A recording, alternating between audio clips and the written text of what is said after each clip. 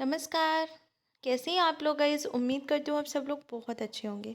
सो भाई हम सब आज के समय में लोन लेना तो हम सबको बहुत पसंद है।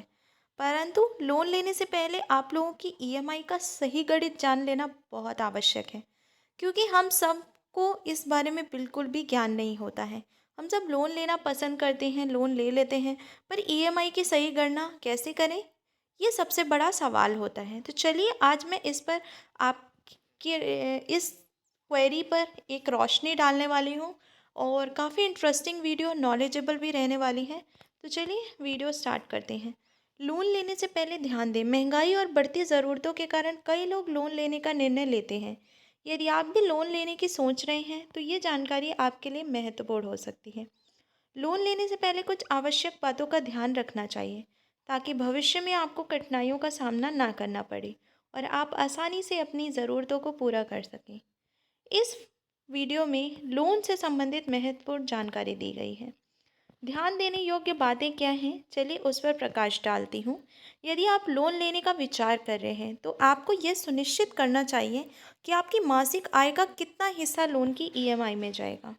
लोन एक दीर्घकालिक प्रतिबद्धता है जो आपके वित्त पर प्रभाव डाल सकती है। इसलिए ये आवश्यक है कि आप अपनी सैलरी का एक हिस्सा लोन में लगाने की योजना बनाएं और बाकी का हिस्सा अपनी दैनिक ज़रूरतों के लिए रखें। सैलरी और ईएमआई की गणना का तरीका। यदि आप नौकरी करते हैं या व्यवसाय करते हैं तो आपकी मासिक आय एक निश्चित राशि होती है। सामान्यतः आपकी मासिक आय का 35 से 40% हिस्सा लोन की ईएमआई के लिए निर्धारित किया जाना चाहिए। इसके अलावा आपको अपनी मासिक आय का लगभग 60% हिस्सा दैनिक खर्चों, निवेश, बीमा और बचत के लिए रखना चाहिए। ईएमआई की गणना करते समय ये ध्यान रखना आवश्यक है कि आपकी अन्य ज़रूरतें भी पूरी हों, अन्यथा लोन की किस्तों का बोझ बढ़ सकता है। उदाहरण के लिए मैं आपको समझा देती हूँ। मान लीजिए आपकी मासिक आय 1 लाख रुपए है तो आपकी लोन की ईएमआई अधिकतम 40,000 रुपये होनी चाहिए। शेष 60,000 रुपये को अन्य खर्चों और बचत के लिए उपयोग करना होगा। ईएमआई तय करते समय ध्यान रखने योग्य बातें क्या हैं? भविष्य में करियर में वृद्धि के साथ आपकी सैलरी में भी इजाफा हो सकता है, जिससे आप ईएमआई का भुगतान कर सकें। फिर भी आपको अपनी ईएमआई को एक सीमा में रखना चाहिए ताकि भविष्य में किसी भी समस्या का सामना ना करना पड़े। दूसरा जो है, लोन लेते समय केवल अपनी स्थिर आय को ध्यान में रखें और अन्य स्रोतों से होने वाली आय को गणना में शामिल बिल्कुल ना करें। इसके अलावा आपको इस बात के लिए भी तैयार रहना होगा कि लोन पर ईएमआई भविष्य में बढ़ सकती है। इस स्थिति के लिए भी आपको तैयार रहना चाहिए।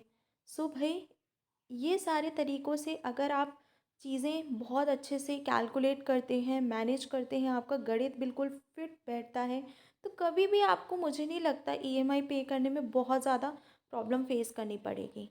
और भी ऐसी टिप्स एंड ट्रिक्स के लिए आप लोग चैनल को सब्सक्राइब ज़रूर कर लीजिएगा, क्योंकि ऐसी स्मॉल टिप्स मैं आप लोगों को समय समय पर देती रहूँगी।